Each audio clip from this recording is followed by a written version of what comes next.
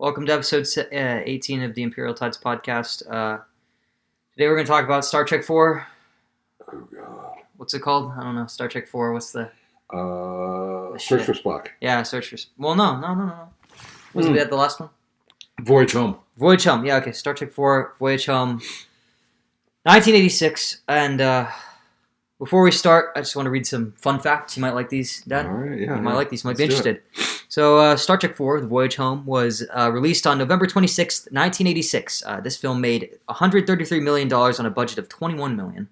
And first fun fact is that Eddie Murphy was actually supposed to play the character that eventually became the female scientist, Gillian Taylor. He was supposed to be a college professor who believed in aliens and liked playing whale songs. He turned the offer down to make The Golden Child instead. Have you ever seen that? Do you know what The Golden Child is? Yeah, much better move on his part. Is that good? Oh my God, The Golden Child. Is it a good movie? Asado Numsi. No. Hello, he's my friend. No, you have to watch Golden Child. You have to watch Golden Child. I think that's what we should do next. Do we even have it? How do you even watch it, though? I don't know. You'd probably have to buy it. We'll look at it might be on Netflix or something. It's probably a paywall. I don't know. It doesn't sound like it. I read the synopsis for it. It didn't seem like it would age well, is the thing. No, if we have to pay for it, I will buy it and add it to our collection. That's how good The Golden Child is. Okay. So you don't think he would have been good in this? I think he would have been good in it. But you would take that over Golden Child over because him. Golden Child is right up there with all the other 80s fare like Commando, Total Recall. So what is it, like an action sci-fi comedy or something? It's an action fantasy. Okay. It's about the Golden Child that basically is kind of like the Dalai Lama. He's the second coming or whatever, and Eddie Murphy has somehow wandered into having to take care of this Golden Child and bring it up. So he's like a hapless kind of protagonist or something. I don't even remember if he's a cop or whatever, but it's a good movie. He's a regular dude who's been dragged into. Yeah, I remember this Destiny movie. thing. I remember this movie fondly. So okay. It's funny and it's that's all I'm going to say for right now until we give it a watch, and then you can tell me what you think about it. What kind of wine you got there? I don't know. It was like 50% off. I got it for cooking, and I only needed 100 milliliters for the. Oh, come on! What's the alcohol content? What can you pair it with? What cheeses can you pair it with? It's probably like 8-12%. It's. What region is it from? It's a joyful Pinot Noir. Oh yeah. Is it nutty? No, it's not nutty. It's very fruity. Oh yeah. It's from Albertsons and $9 a bottle. It wasn't bad. Well, you know what they say. It's a wine o'clock somewhere. It's 1 o'clock somewhere. Go for it. Well, I personally prefer Chianti fava beans and a nice big platter of liver. Okay. So. Okay. Did you like that movie, or was it cringy for you? No, that was good. The book was better. Oh, you read the book? Yeah, the book was much better. You read books then? You're literate? Oh my God. Oh, wow. No, okay. I'm sorry. Okay. Another fun fact. They wanted to have the Klingon bird of prey fly over the Super Bowl while they were playing. So I remember that. You think that would have been good, or? Yeah, it probably would have got in some of those sports ball fans. Oh yeah? Yeah, some of the normies maybe? Yeah. Maybe. People would talk about it. Yeah, excuse the term normie if that means being overweight, eating Dorito chips, and never ever having played a sport, but wearing a dude's name on your back. Hey, but Doritos and Mountain Dew are real food. Yeah. It's real food. Real shit. Okay, if that's normie, I don't want to be normal. Hey, well, you know what? They made they still made $133 million on a budget of $21 million. So I don't think they would have needed that extra revenue or talk or whatever, you know what I mean? I feel like they kind of had it on their own. They would have been fine. Surprisingly enough, even though this movie, well... They all make movies. They all make money. Even the ones that are bad, they all make money. Well, we'll talk about the next one. Okay. That was a bit of an issue. Yeah. With the next one. You mean your favorite one of the whole franchise? Hell no. I can't even say that to be contrarian. It's not even. It's just too bad. I can't make jokes. Oh no. You're like you're the guy with the sidewalk is my bro T-shirt. Hell no. Hell no. Come on. Let me feel your pain. I think I'm alright. Share your pain with me. Oh God. Was another fun fact. The part where Kirk and Spock deal with the annoying punk rocker on the bus. It's one of your favorite scenes. Oh, it was actually. God. It was I based want on that song. It was based on. I berate you. Oh God. It was based on a similar scene cut from Time After Time. If you've ever seen that, it was another movie that the screenwriter for this one, Nicholas Meyer, had written. So he couldn't do it in that one. He decided to do it in this one, and that's how you get the immortal, the great, the legendary punk rocker scene that you love so much. So you can thank Time After Time for that. It's okay. People cut it out of that, so That's it wouldn't exist without. That's all right. There's a little bit of a story behind it. Yeah. And lastly, this was what surprised me the most. This film was actually nominated for Best Cinematography, Sound Effects Editing, and Original Score at the 59th Academy Awards, which are the Oscars. I don't see that. Did you know that? You know, I didn't. How? Like, I don't know. There's really nothing that... nothing stuck out about it. Yeah, it wasn't even bad. It just wasn't even, like, a thing. No. Yeah. Didn't notice it at all. It didn't stick out to me in particular. I mean, if you're going to do that... It was not exceptional. If you're not going to do that, you're going to have to, like, nominate Steve Martin and Daryl Hannah's Roxanne.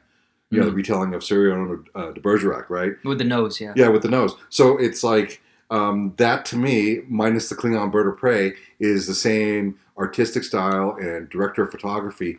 I mean, it's just standard. It's a standard. Yeah. Or her Alibi with Tom Selleck and Polina Poroskova. It must have been a bad year or ceremony. Must have been slow. I think they're trying to throw Nimoy a bone, probably. Maybe. Yeah. You know how the industry is. Even back then. Yeah, it's always been clicky or whatever. But anyway, here's so now that we've done a little bit of trivia, here's a general summary of the movie in case you haven't seen it and you just want to listen to this for whatever reason. And, everyone can feel free, and we will include you by doing this. And also it'll be a good way to kind of go over everything and just give us the perfect foundation from which to build up our discussion. So here's basically everything that happens in Star Trek IV. Kirk, Spock, Bones, Uhura, and Chekhov, they have to go back to 1980 San Francisco to save the whales because there's a giant alien whale. I still think that's a great story. A giant alien whale, like anal probe that's trying to communicate. You weren't there. Trying to communicate with the whales on Earth in their time, the year 2020 or 2286. That's the year 2286. What? Don't hit the bottle. It makes the noise on it. Oh, it's for emphasis. No. 2286. And the way it's trying to communicate, this alien anal probe thing, it's like it's trying to communicate the way that it's doing that, the sound waves or whatever, pseudoscience stuff, it's messing up the planet, the ocean levels. The oceans are disappearing. Compensated for depth and salinity. Oh, really? Oh, okay. Gee, thanks. Yeah, I appreciate that. It's messing with the integrity of the Earth. And so... the problem, so that's an issue. And this is all happening immediately after everything that happened in the search for Spock. So it's like these guys don't have a break. They go from one adventure to the other, to the other, to the other. I mean, they've just gotten back from what, like the Destiny planet and shit. Kirk's son died. He hasn't even had time to process or anything. Genesis, whatever. Yeah. Who cares? It's all just come on.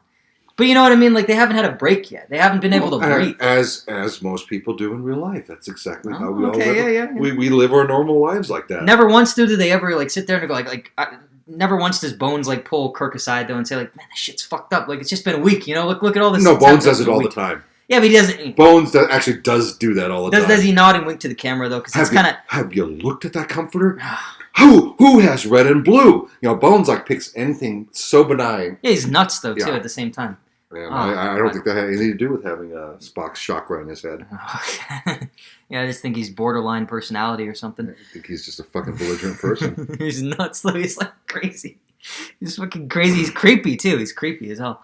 But, what about this? So the problem, the whales are extinct. So there are no more whales on Earth, and there's this whale probe that's trying to communicate with them. What? Who cares? Come on, just let's go. Look, Wayno probe. Here we go. It's a Wayno probe. It's trying to communicate with the whales, but they're all dead, and they've been dead for a really long time. And so the crew of the Enterprise, Starship Enterprise, they have to go boldly back to 1980s San Francisco in order to bring back a male and female whale and essentially revive the whale population in order to get the alien probe to leave Earth alone.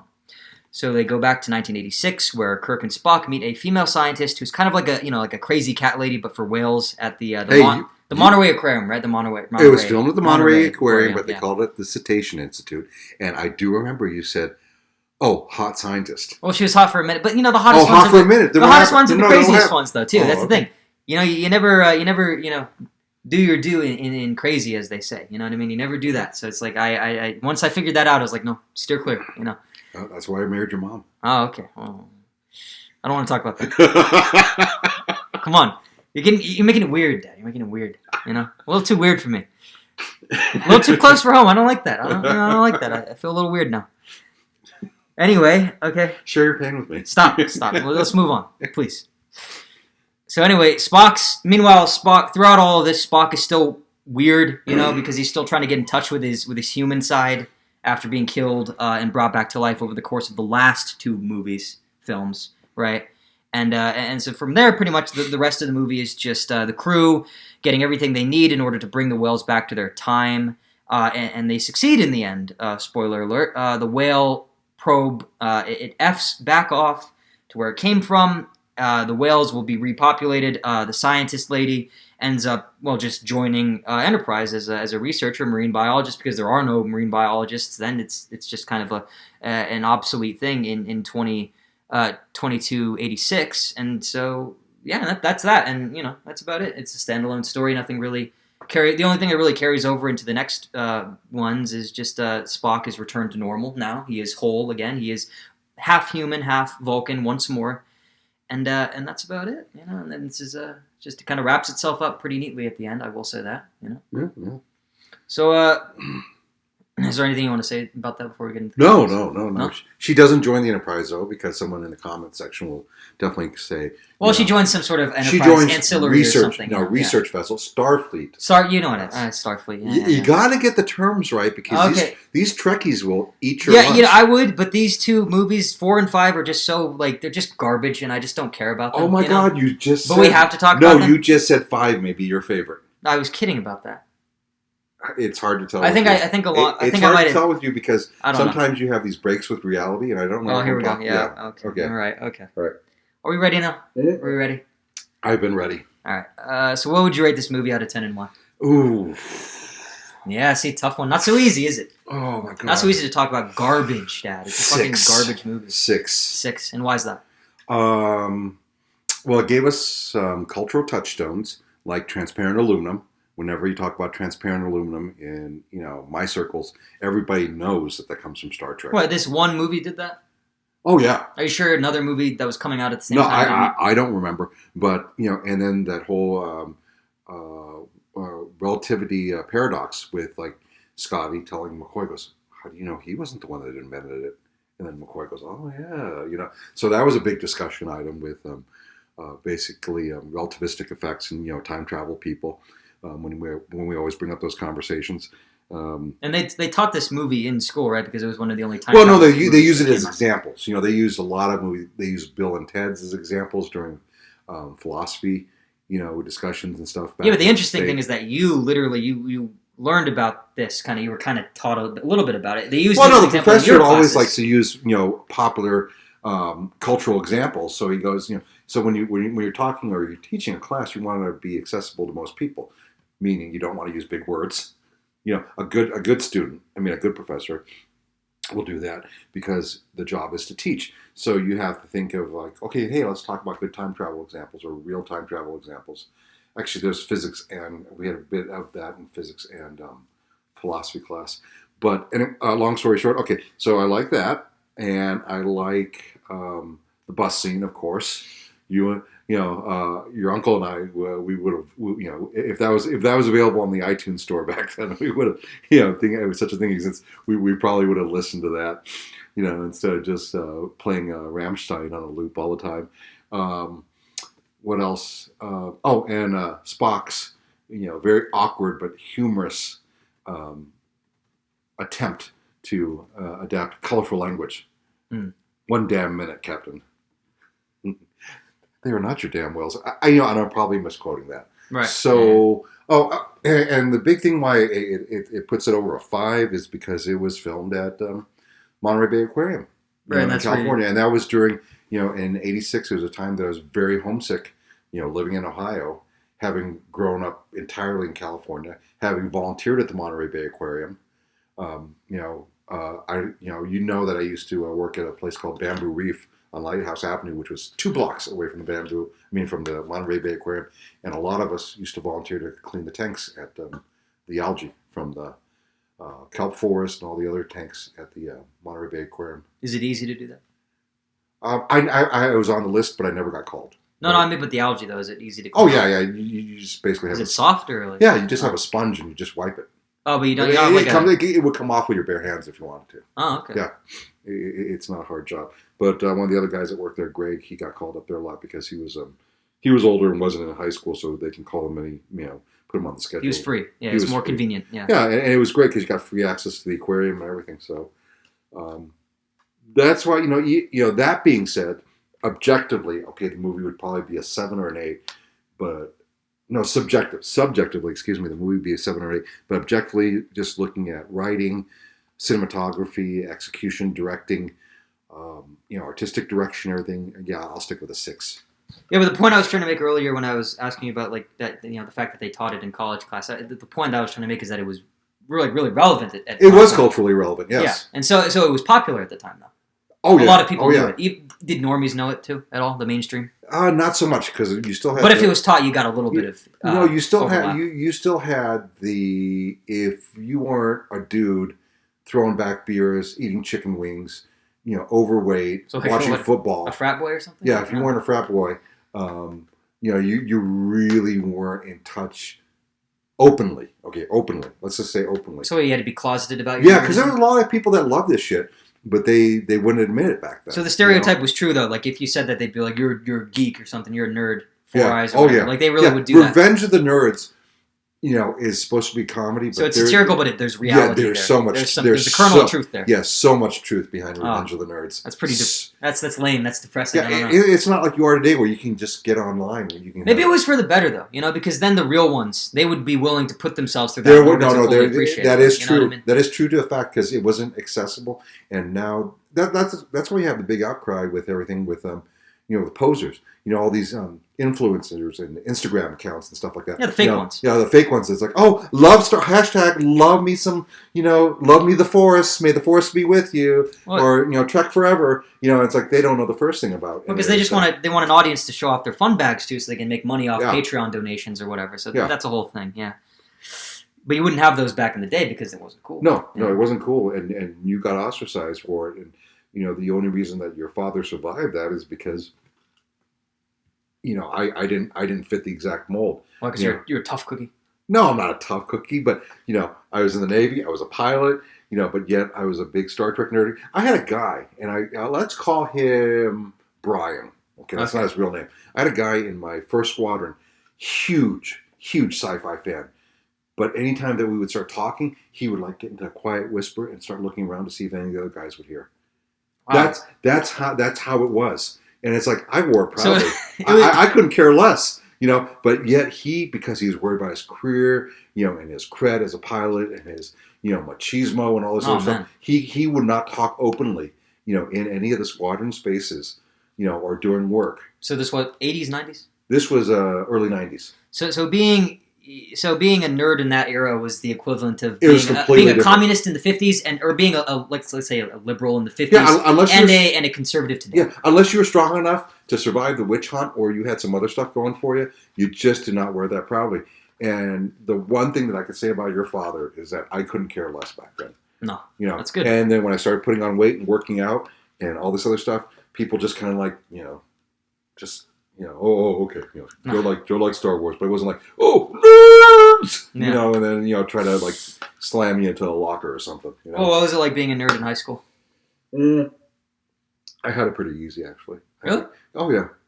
I had, I was very fortunate enough to have a lot of good friends from, all the different, I kind of floated between groups. Oh, okay. But did they have a nerd group, though, like an AV club or something that people were into? I was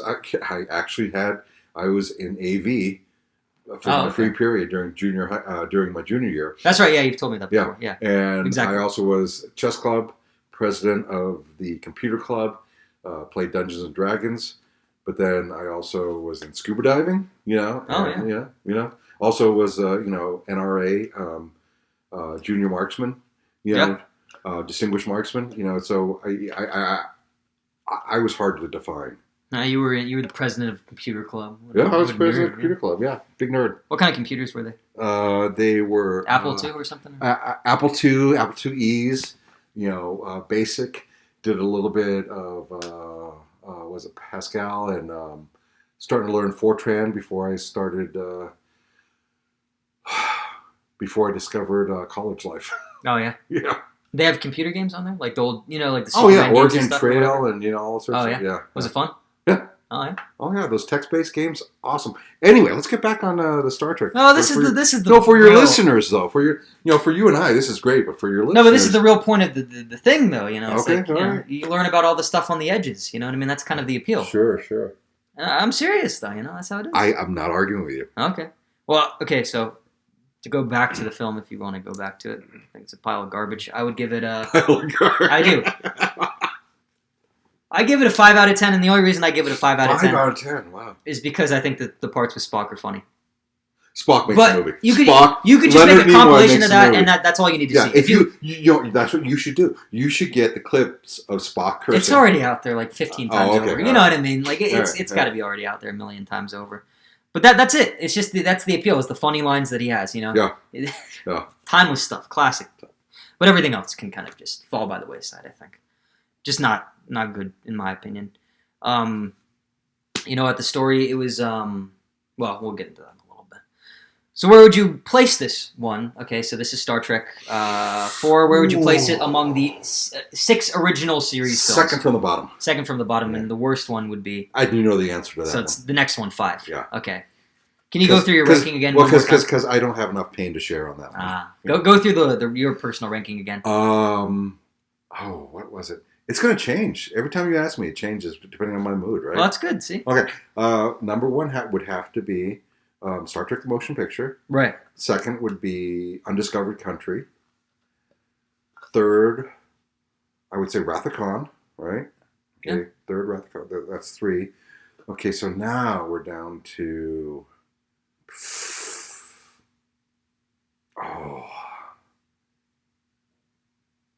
God. Pon-farr Spock just really kind of makes the... That's the one thing that bugs you about the movie? Pon-farr Spock makes me fucking just make that thing shift between 4 and 5 all the time. So Search for Spock, I would have to say is 4. Voyage Home is 5, and then that one that shall not be named. Oh, yeah. Cybok will be dead last. Well, I don't know what that one's called, though. What is it called? Exactly. Exactly, right? Yeah. Exactly. I have no idea. I think I have it right here. It's just, had they just recast the guy, but we'll talk about it in the next podcast. Right. If they just gave, there's nothing wrong with that actor. He just looked stupid as fuck in that robe and that long hair. And I've seen him in other things, and he's a fantastic actor. He just... Final Frontier. Final Frontier. Yeah, my God. Oh, yeah. I guess it's the Final Frontier on your list. And Uhura dancing. Well, okay. Well, we're skipping ahead here. Yeah, but my list, and seriously, my list would just be probably 1, Wrath of Khan, 2, Motion Picture. Nice. 3, I like that. Star Trek 3. Okay. 4 would be... well, you haven't seen Undiscovered Country yet. I know. Yeah, so I'll do the first 5. Yeah, this will be neat to see where your standings change after we watch the last one. Right, so I'm only going to do the first 5. We're going to watch the last one after this? Yeah. Okay. 4 would be my fourth one would be probably honestly just the order that's in at this point. Okay. 4 would be Star Trek 4. 5. 5 would be Star Trek 5. Yeah. Okay. Honestly, because this one has humor. It has a redeeming quality. It has a redeeming factor. So. No, it was. I was so glad that I was able to share this with you because I was able to look at it through a perspective that was literally 2 decades older as an older person. Right. Yeah. And it was a lot funnier than I thought it was. Yeah. So you gotta relive it a little bit and then enhance the experience for yourself. Yeah. I liked the. They did a pretty good job with the time travel stuff. I don't think they did as much as they could have done with it. There was a lot of potential there, that untapped potential there. I think. There were a lot of interesting things, and maybe it gets complicated at that point. But again, I think the main problem with this movie is that it's a little too messagey. They care more about the social message. I've noticed that with you. If it gets too messagey or if it gets too woke, you kind of shut down. Yeah, but wouldn't you? Isn't that a normal common sense? It depends. Reaction? No, this is huge.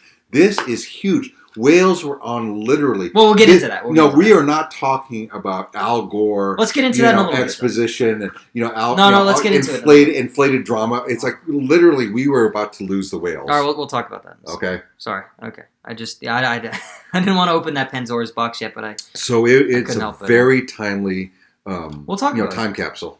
Yeah. What was it like seeing this in the theaters when it first came out? I love it. Love it. You know your family. We love the movie theater experience. We love the popcorn. We love the air conditioning. We love the seats. And just to enjoy any Star Trek in that time was a treat. Did your Asian immigrant grandparents or parents go with you? I don't remember. No? I mean, we talked to your uncle, and I don't remember who I saw it with. Really? Let's see. So 86 November. Well, maybe you've seen it multiple times, so. Probably saw it with my girlfriend at the time. Mm. Probably saw it with my girlfriend and probably some guys some friends from college. Did she like it? I have no idea. No. You want to call her and ask? I think I'm all right. Hey, this is your ex-boyfriend's son. Just when I'm doing a podcast. Well, I mean, any insight is welcome, I suppose. Yeah. Well, I can't answer that question, so. Okay, so how about this? What are some general pros about this movie? Let's break it down that way.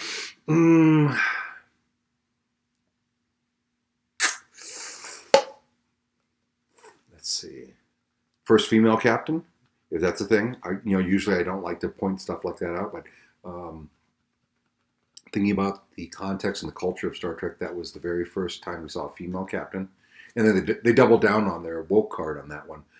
It was a female black captain. What'd she do? I don't remember. She was one of the first messages to Starfleet. She goes, so-and-so science vessel, whatever, Oh, so it's just like a 2-second thing? Yeah, she was one of the people on the screen. But that's still significant. It was significant in the fact that, if you're playing Star Trek... If you're playing Star Trek Trivia, who was the first female captain? Oh. I have no idea her name is, but it's like... So it's one of those landmark moments. Yeah, it was a landmark moment. Star Trek 4.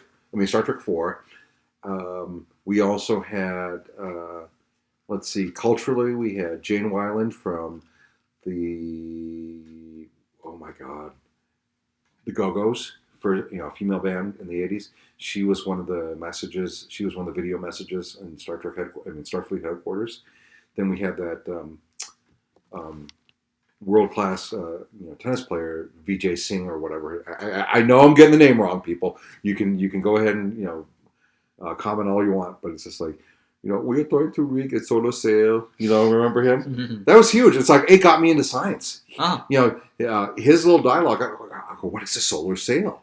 And that was when you had to go into a card catalog or search the green CRT library, computer, like microfiche. Yeah, well, then it would send you to a microfiche listing or books. So it's like, his lines there were huge in getting me into science and interested in that, with how does ion particles and propel solar sail and all this other stuff.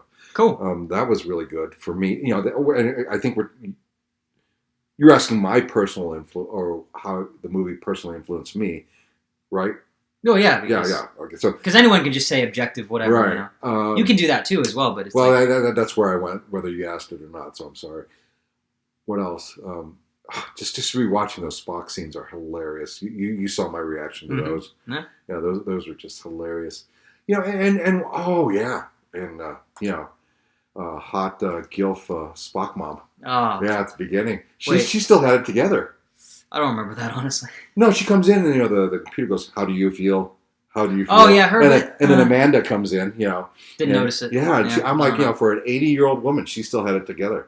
She was a beautiful woman in her prime too. Oh, okay, yeah. Well, I didn't notice that. Yeah. It didn't stick out to me in particular. Because you haven't seen. We have still not gone back to the original series. The same actress. Same actress. Oh, okay. Yeah. So it was like that was a big moment too. Huh. Just to see Spock's mom and Spock together, and just how human she is, right? And how much love and just outward adoration she has for her son and affection, which I think J.J. Abrams really did a good job. Crucify me you want, or pillory me all you want. Oh, I stop worried about the other people. I'm serious. J.J. Abrams he fucking nailed that with Winona Ryder and Zachary Quinto on the first Star Trek. Why would she want to live with a bunch of emotionless people though? If she's so because she loves Sarek. Love makes you do and you'll understand that when you finally get married and have your own kids. In your own family. It's like love makes you do things. No, I know, but do they build it up in the story? Is it in the writing? I don't know. We're going to have to rewatch the original. Yeah. But do they explore But J.J. Abrams, in a 2-hour movie, basically nailed it. Nailed how much Spock loved his mom and how much, she loved him. You know, Okay. to me, That's good. Yeah. that's one of the shining moments of the Abrams verse. Huh. Yeah. Yeah. I don't know. I think they're not really as bad as people say they are. So. No, I loved them. I loved them. You still have the originals anyway. Because you know what? I'm a confident human being with my own beliefs that are not threatened by what other people say. So, I mean, I'm happy to like what I like. Well, the way I see it, it's like if it gets people into Star Trek again, if it gets the interest going, and it, can continue, if it continues the brand, if it expands the brand's lifespan, let's say. Yeah. That's all that really matters, right? Everyone wins, That's why I thought too. And artistically, I other than the Budweiser Enterprise. What does that mean? Oh, all the engineering spaces, those are done at a Budweiser distillery. Are they really? Yeah. Oh. When he comes running downstairs and he's like, when Christopher, when Pines like got all his, puffy fingers and everything because McCoy ejected him with, whatever that. Have we seen that together yet? I don't remember it. I've seen it though. Well, anyway, all those big circular, cylindrical things are all vats. Because they filmed on location in a Budweiser brewery. So you don't think that's kind of neat, though, even though there's like an interesting story behind it? I do think it's neat. Oh, you said you didn't like it, though. You said I like everything except despite that, because it created a big problem for guys like me that like to pretend to live in the that's okay. Pretend to live in the universe. We need to have our mechanical universe fit, okay? The Millennium Falcon, the interior of the Millennium Falcon could never ever fit into the 1-to-1 scale prop, right? The set prop, because the interiors, the ceilings are too big, all this other stuff. But those were common issues even back with Space 1999 and the Eagle. Those were common. But the thing that the original series got right was that all of those plans and all the sets would actually fit into the fictional real-size Enterprise. Right. And in the JJ verse, he basically doesn't understand the fandom. No. So he has this Enterprise and, with all the water tubes where Scotty, gets beamed, transwarped, beamed into and almost drowns, all these engineering spaces. The Enterprise would have to be almost 3 times as big as its canonical size. Well, see, it's like no wonder the fandom doesn't like him. If the guy doesn't understand the fandom, and I understand that. It's like because you're spitting on your fandom at that point. You don't there's a scene. Have you seen Galaxy Quest yet? Yeah, I have. Yeah, I like that one. Yeah. Yeah. So Galaxy Quest when I like Galaxy Quest more than Star Trek. Oh, Galaxy Quest is wonderful. It's great. It may be one of the best movies out there.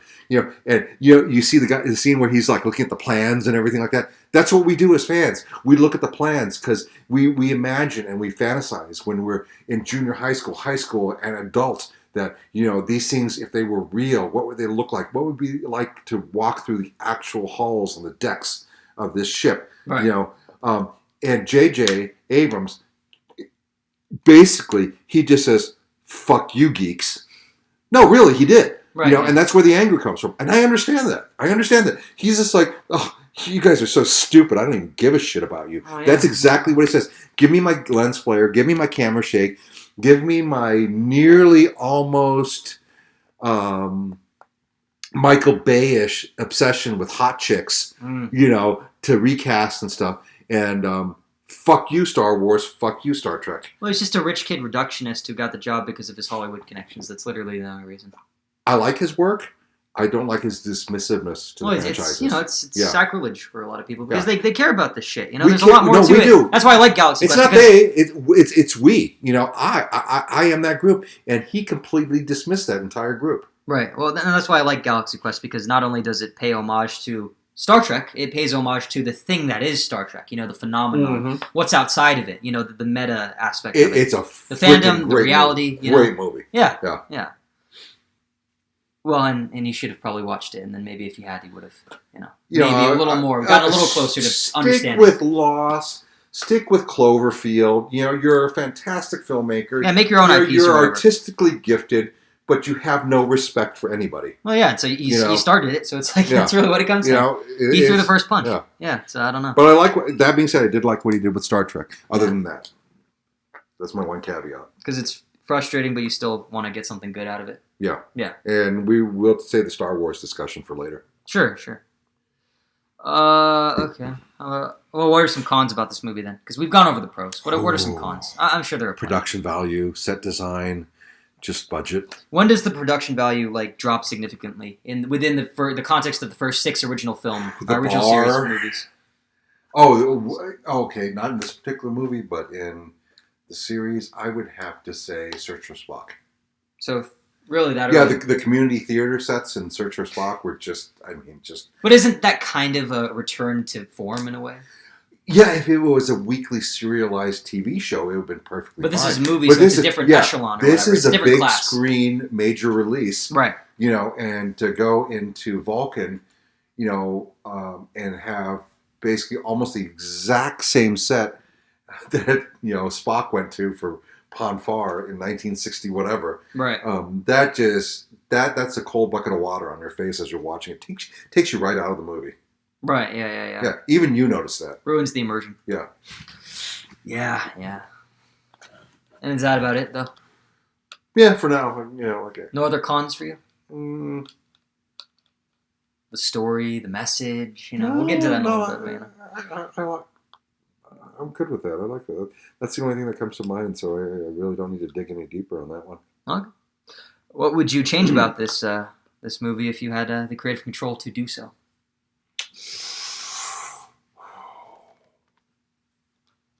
Really nothing. I mean, I can't really pick this movie apart. Well, if you were a financier, would you try to get them a little more money for the special? No, I don't think I can't see how that would have helped anything. Really?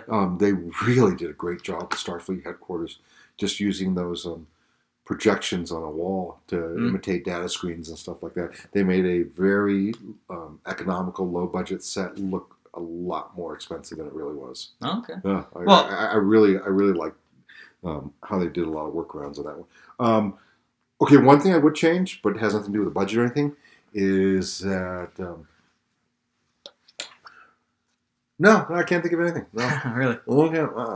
Well, so since it is a movie about time travel, if you could go back in time and hand, Leonard Nimoy an iPhone or something, or a computer that does CGI and show him how to do it, so that this could be and you could add CGI and stuff. If you could remaster it, essentially, I guess, would you do anything like that? I'd just maybe, no.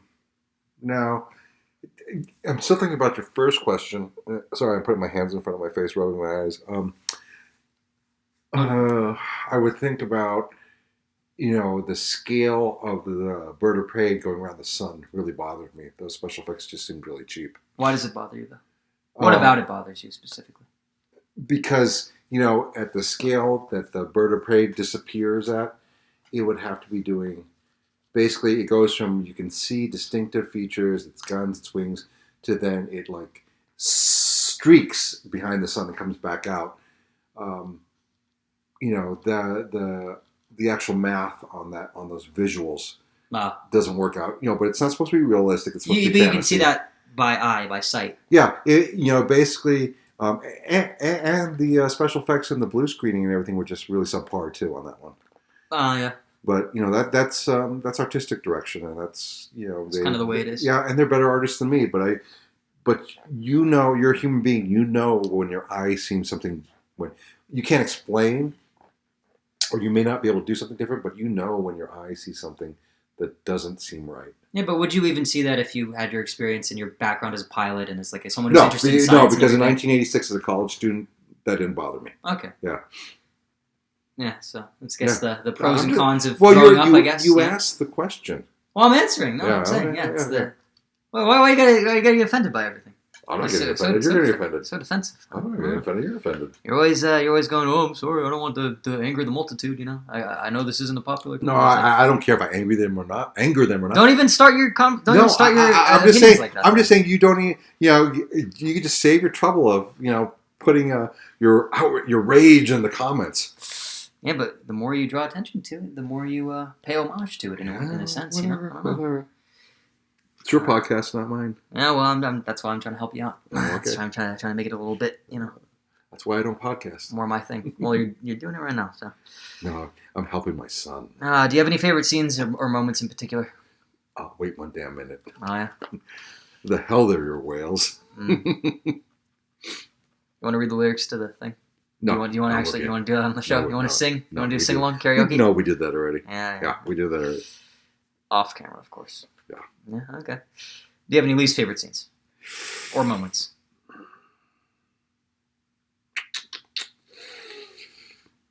No. No. Mm-mm. I wish Jillian, the doctor, the hot marine biologist, Hoctor? the doctor, yeah. Personally, I didn't think she was hot. I thought she was cute. Crazy whale lady? Yeah. Well, yeah, it's all interchangeable Okay. for me. I thought she was adorable. I wish they had pushed. I wish she had pushed her fellow biologist or institute director, whoever that guy's character was. I wish there was a scene where she had pushed him into the water. Oh. Yeah. Well, she punched him or something. Or punched him, yeah, even well, punched him. she slapped him, though, so. Yeah, that was nothing. Well, that's what that's what a woman would do in that situation. It was realistic, He needed to get wet. I mean, was he a dick, though, or was he just doing his job? He was a dick. You think so? Yeah. Oh, okay. Well, we don't even know if they're intelligent. Oh, we thought it would be better if we didn't tell you. It's maybe he just works his job. He just doesn't have the same passion about it. Maybe he wanted to do something else with his career, and that just. I get that. Having been in his position in my life, I get that.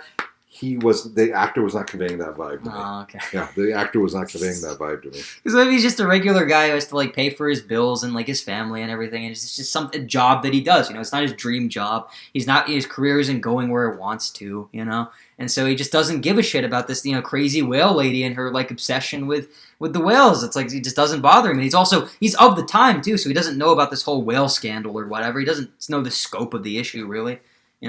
What if that's what it is, and you're unfairly, coming down on a guy who's just trying to get by, No. You don't see that whole, no, hidden subplot, underrated subplot. No. The guy that she slaps. You don't care about that. Mm-mm.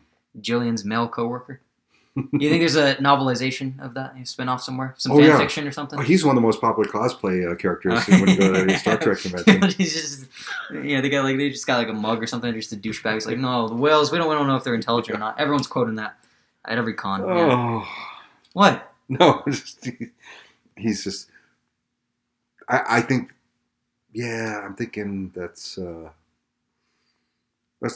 probably one of the characters I least liked in there, or one of the things I would change. He needed to have a better comeuppance. Yeah. Okay, this is an interesting one. Do you think Leonard Nimoy, Mr. Spock himself, do you think his direct creative involvement helped or hindered this movie? I think it helped. I think it was good. I thoroughly enjoyed the movie, even though it's not one of my favorites, because, you have to assign rank and a rating to them, because that's your format here. But I still enjoyed this movie.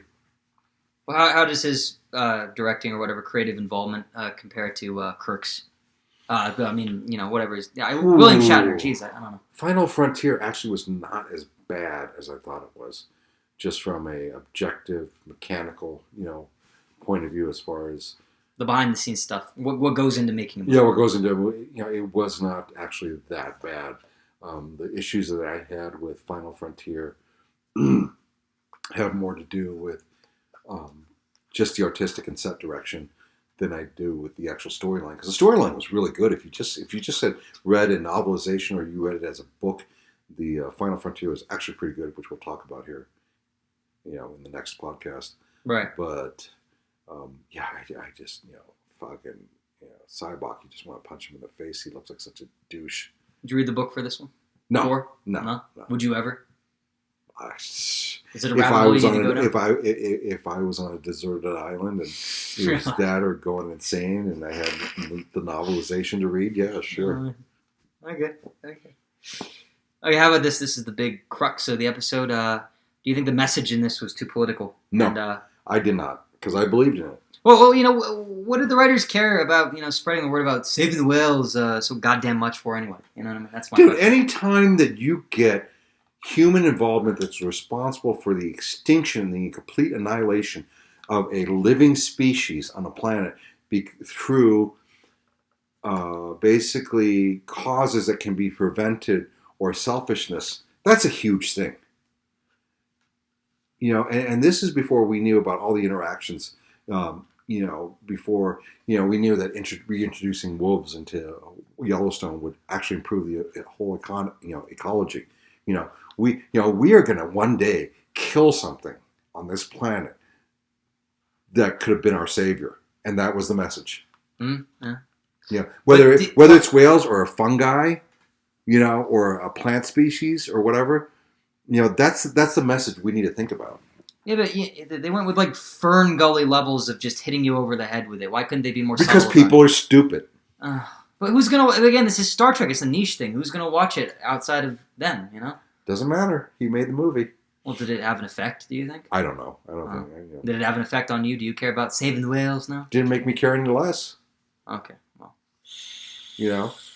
Oh, man. I care about saving the whales. I care about saving the fucking elephants and the rhinos and the pangolins. For all these freaking, and we're Chinese. I'm half Chinese. You're a quarter Chinese. For our. Yeah, I can say it. I'm allowed to say it. To say it. For our freaking people, taking these grounded up kidneys and testicles and horns, and all this other crap that doesn't do a damn thing. We're decimating. It's disgusting to me. We don't need to eat whales. We don't need to eat, whale meat or blubber. We have so many things that are analogs to them now in the modern world that we don't need to hunt them anymore. We do not need. If you want to ground up rhino horns to make your penis bigger, Does it actually work though? No, it doesn't work, and I'm sorry if Chinese men feel that their penises aren't big enough and they don't feel virile enough. Just freaking deal with it. But that's more important than the ecology or whatever. Oh man, yeah, you got a point.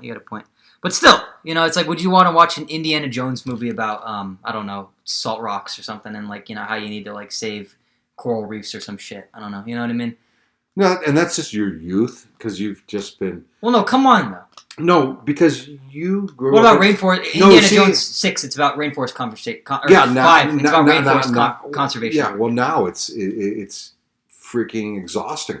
But back in '86, you didn't have all this eco warrior, and you're not inundated, and completely barraged with it like you are nowadays, and starting in the 2000s. So just like how fandom has a bunch of these fakies. We're tired of it now. So just like how fandom has a bunch of fake, disingenuous types, the same goes for political causes, social causes, that sort of thing. But this wasn't because disingenuous. Now it's in the mainstream. This is not disingenuous. This was genuinely a concern in the 1986. Well, things they should be better now. Though they're only really bad. Remember, it's 1986. It's about consumption. It's about killing the planet. It's about the latest, greatest BMW. Yeah, but is it really that bad, or do people make it out to be this bad? It was awful. That's the reality. It was disgusting. It was obscenely disgusting. It was about mass consumption. It was about, nobody had, if you were somebody, you wouldn't have a car more than a year. You'd always be trading in that lease to get a new car. You would never wear the same polo shirt twice. That's just wasteful. Yeah, it was all about waste. Mm-hmm. The 80s were all about waste. But so what about the people with what about the folks on Wall Street with the Oliver Peoples glasses and the Fisher account and stuff? You don't care about them? You don't feel bad for them? Now they can't waste their stuff now. They can't waste they can't go through 4 cars a year or whatever. They can't do that anymore. Oh, what was it with the GameStop memes? The meme the stock thing or whatever. Yeah, it's like, everyone thinks this is funny, but this is affecting real people that have 4 or 5 yachts. It's like where. Make your money. I don't care. So I don't want to tax you extra. You made that money. You deserve to keep it. That's your own lifestyle choice. But I don't expect me to feel sorry for you. So you hate rich people and you want to see their. No, I don't hate rich people. I want to be a rich person. Uh-huh. But I want to do it my way. I want to do it my way where my employees benefit, I benefit, we all benefit together.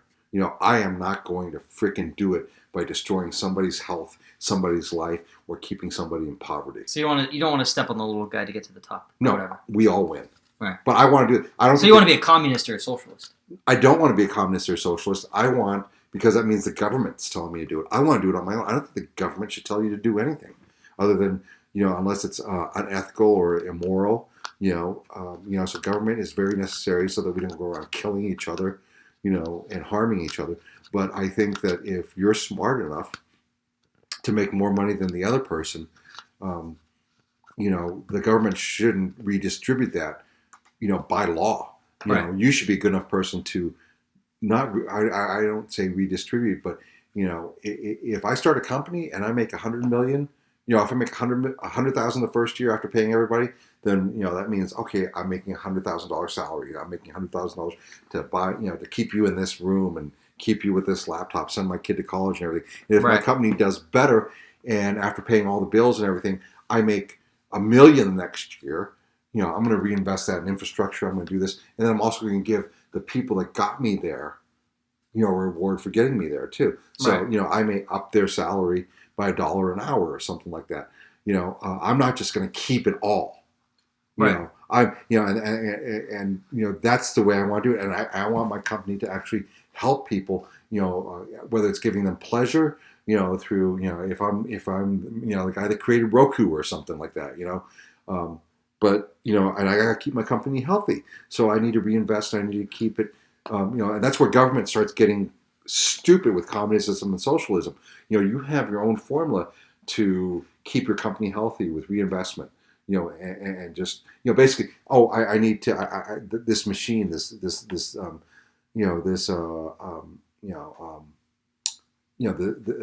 molds or these masters or this press is going to need replacing or maintenance within 2 to 3 years. Right. I'm growing. I need more storage. Or I need a bigger truck, or I need this, whatever. I need to do this to keep my business healthy. But when government comes in and goes, well, no, you need to give your people $15 an hour. And okay, now I got to lay off all. I'm going to have to lay off 4 people because it's cheaper for me to get this to automate this production line. Right. Than do this. This is where it gets fucking stupid. It's like, let me, the business owner, do it. And the majority of them don't do the right thing. They're all about their money. Right. They want the new yacht. They want their 1967 911 T in Prussian blue that only 3 were made. They want their what is it? Their rose gold iPhone 12 Pro X. And all this other crap. Fine. Leave it to them to do it, and let the market decide. And that's the problem. People are so anxious to go out there and just make the government do it, but they don't do it themselves. Right. They still buy the shit. So they're out there outraging, and tweeting about it from their freaking iPhone Pro. When they with their freaking $300 cases, instead of going, oh, maybe I shouldn't. Maybe I should practice what I preach. Well, because it's easy to have your cake and eat it, Mm-hmm. So that's all it is.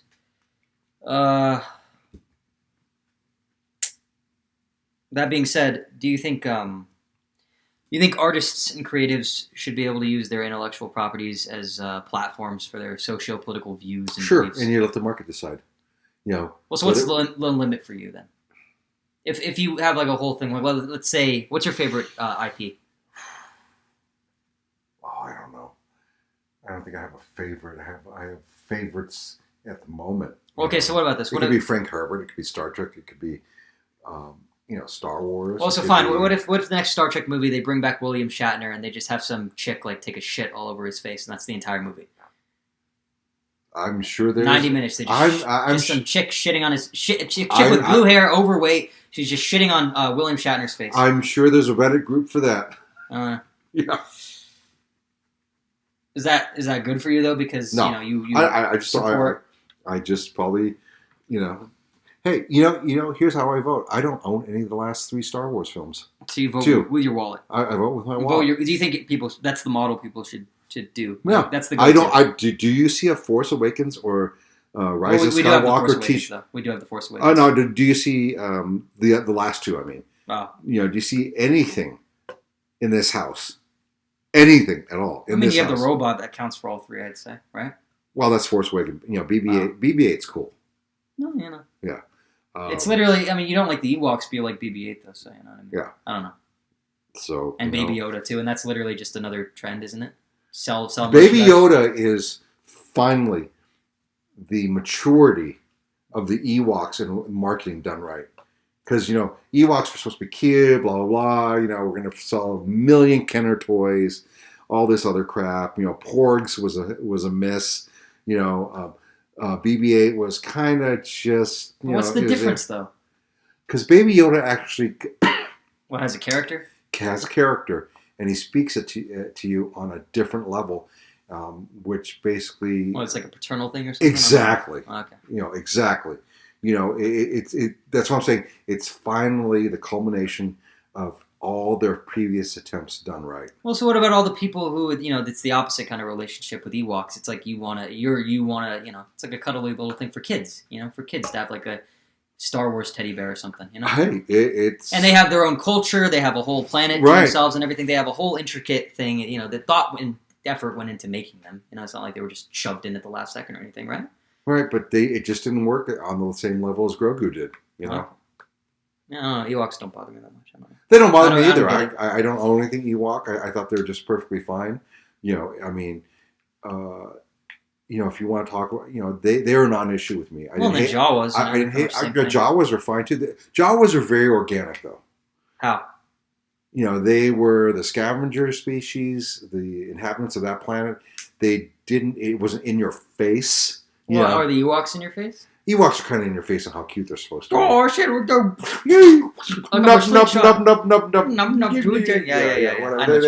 They're kind of in your face. Yeah.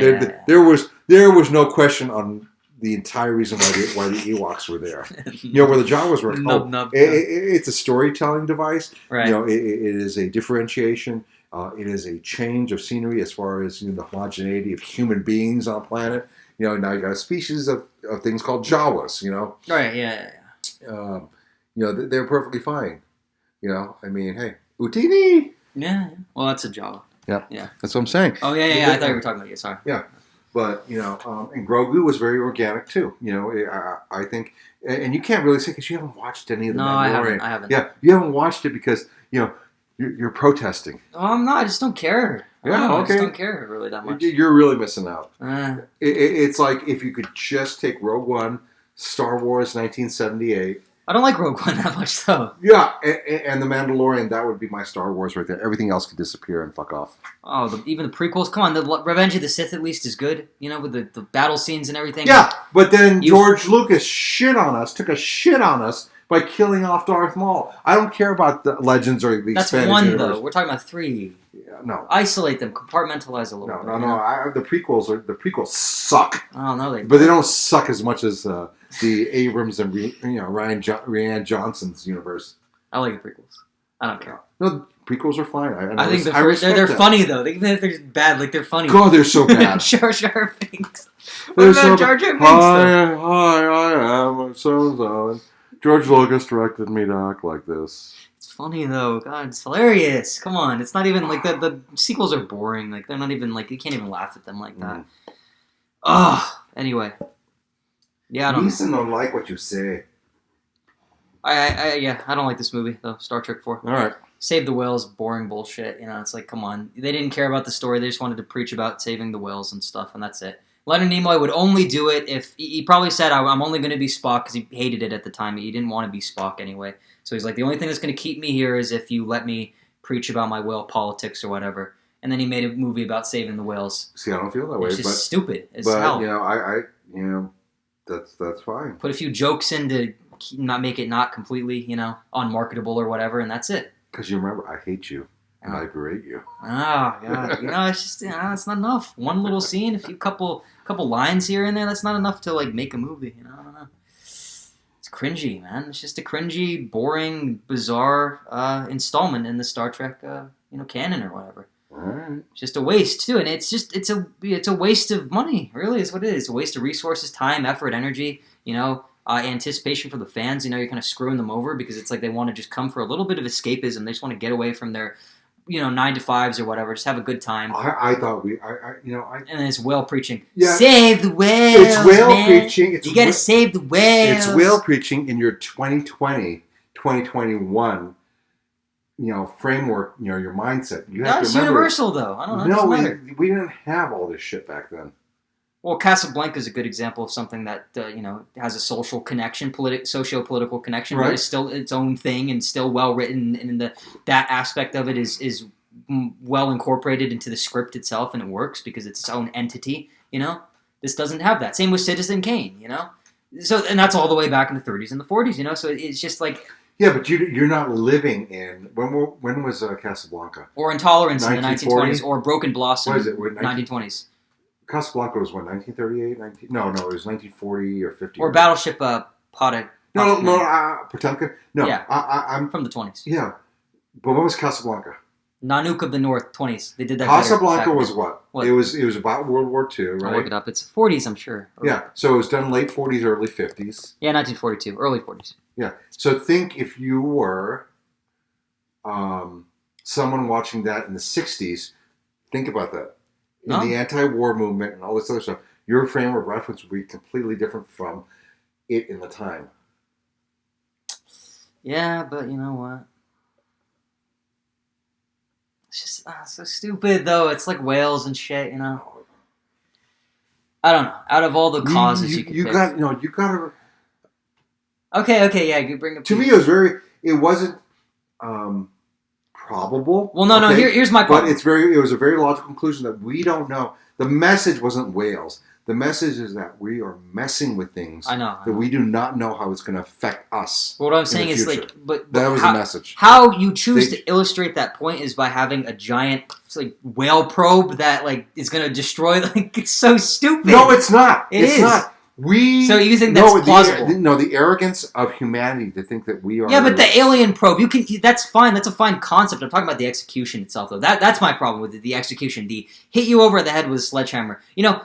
Let me try to put it this way. I don't know. What if it's about saving the turtles, and so then there's this giant mechanical, massive tortoise shell thing that's going to envelop the Earth and kill it from the inside with darkness or something. No, I think that was perfectly done. And then they have to go back and repopulate. I disagree. It was perfectly done because we didn't have a giant whale-shaped probe. It is though. No, it's not. It's a giant whale-shaped probe. We had a cylindrical rod with a spherical, transmission device or whatever. So it could have been anything, and it's so unknown alien technology. Because remember, technology to a primitive looks like magic, right? So we don't understand it, right? So because we don't understand, we think linearly, right? There are so many Star Trek Next Generation episodes where people, just like, the Amy Adams, what's that movie, the First Encounter movie with the aliens that Amy Adams just did? I have no idea. Not Contact, but whatever. I don't know. It's like, you don't think, timeline A to B. You think, past, future, present, all at the same time. That's how and that could be a way to look at life that way.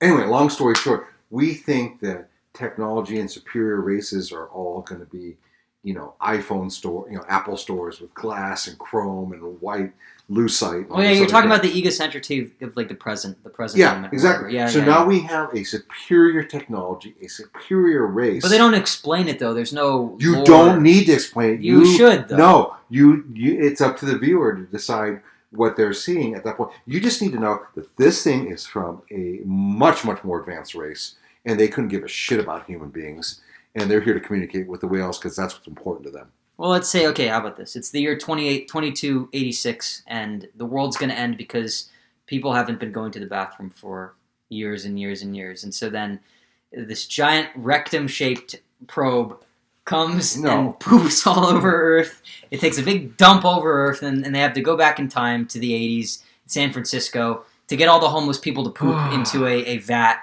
And then that you mean like present day Seattle, present day San Francisco right now? Yes. They have to go to the homeless people in Seattle in the 80s. They're already pooping all over the place. And they have to collect all the poop. And come on. That's basically what it is, though. Have you been to Seattle? I was in Seattle last year. It smelled like a freaking open pit sewage plant. Well, that's why they went crazy, because they just couldn't take the poop anymore.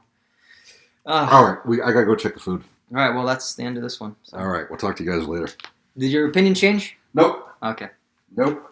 I will do the next one soon. Right we after want this. to go see if the TV screen we can watch 6. Sure. Hope you guys enjoyed. That's it. Bye.